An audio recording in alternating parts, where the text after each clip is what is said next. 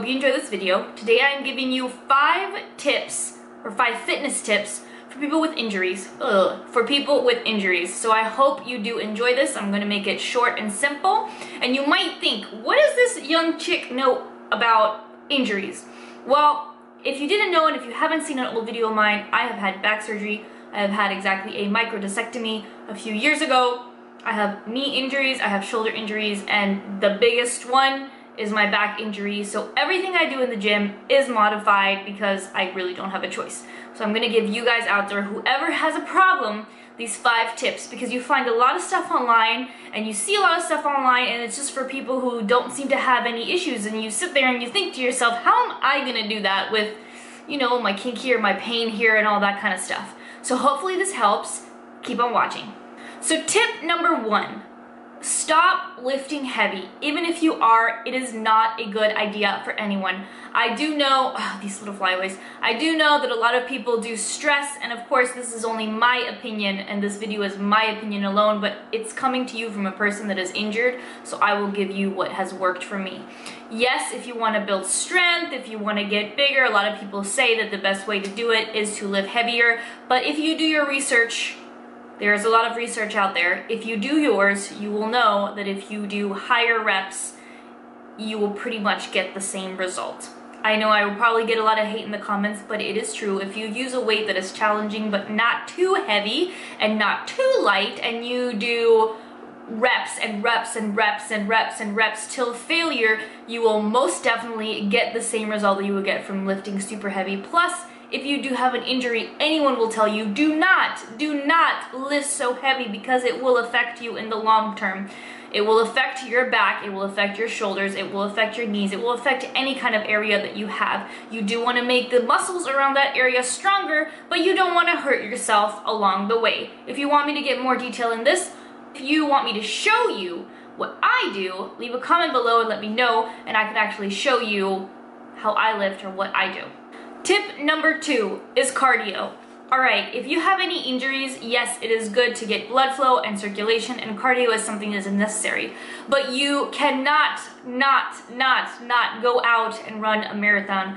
I am sorry. If you do, it is up to you. Anybody with a back issue should not be doing that. Anybody who's had back surgery should not be doing that, because the pressure that you're putting on your spine and the intense motion of running and running and running and running and running and running, that intense motion on your actual disc is extremely bad, and it will cause your disc to come out of between the vertebrae and it will hit your spinal cord. No, it might not happen today, no, it might not happen tomorrow, but if you do it religiously, yes, it will, and it will give you sciatic pain or any other kind of, you know, leg pain, back pain that you will experience. It's also not good for people that have bad knees, so I would not recommend that. If you're trying to do cardio, the best thing that you possibly do is the bike.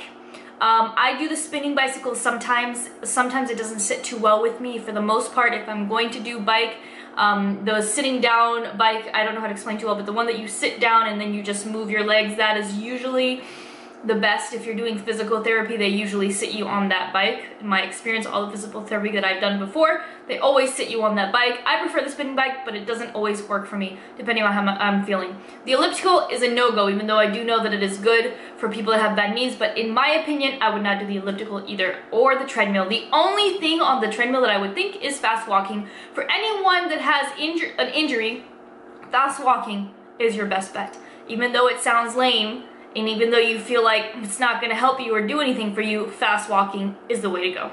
Tip 3, let's face it, when you're injured, you're never going to feel the same way, and you're never going to be the same way. And I know that some people might try to sell you the fact that, yes, you know, you can do it all still, but you can't. And if you want to preserve your body and if you want to take care of your body, you should be extra careful after you've had a surgery or after you've had an injury, because even though it will heal, it will never go away. And if you do a bad movement in that area, or if you do something that you might have done before, it will affect it twice as much because you already have that injured area.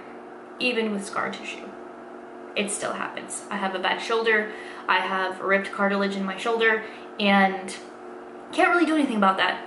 Only thing you can do about that is get surgery.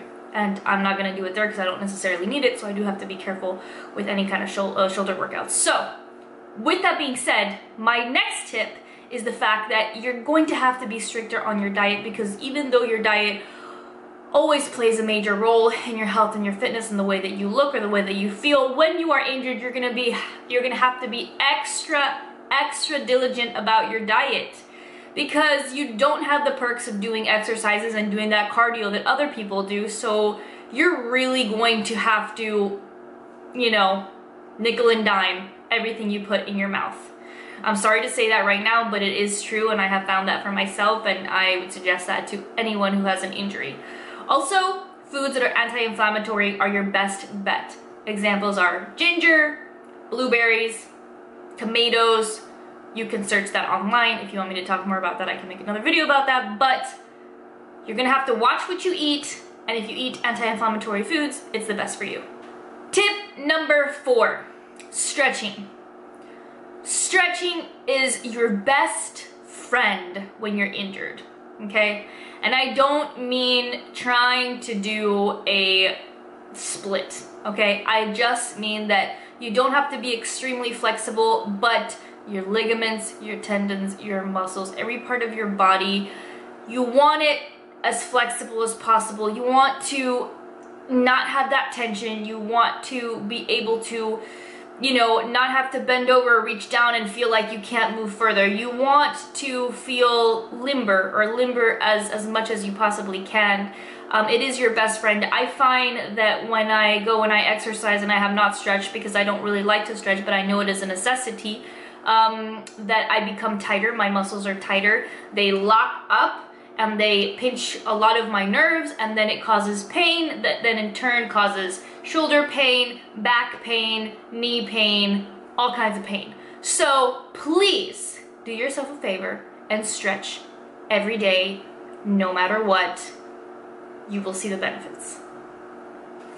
My last tip is to foam roll. Yes. Any kind of workout, also foam rolling, is your best friend. It helps me a lot. It loosens up my muscles quite a bit, and at the beginning it does hurt, but it is a very good tool to loosen your body up and hopefully not have it pinch any kind of nerve around your injured area. So I can link a few foam rollers below. I use a I should show it to you, but I don't have it around here. It's this small. If you go to a gym, sometimes you can get a longer foam roller, and you should foam roll your upper back, your sides, your glutes, your thighs, you know, your hamstrings and your glutes, and your quads. That's what I was gonna say. And so your calves is very beneficial. I found it for myself, at least, to relieve back pain, that if I do that combined with stretching, I don't do the foam rolling every single day. I do the stretching. I try to do the stretching every single day, but the foam rolling, I would say at least 3 times a week, you will feel so much better. You will feel a lot looser, and it will help you in the long term. So those are my 5 tips. I hope you enjoyed this. Of course, disclaimer, this is my opinion, but I do have a lot of injuries, and it has helped me. So hopefully it helps you guys. Until next time, bye.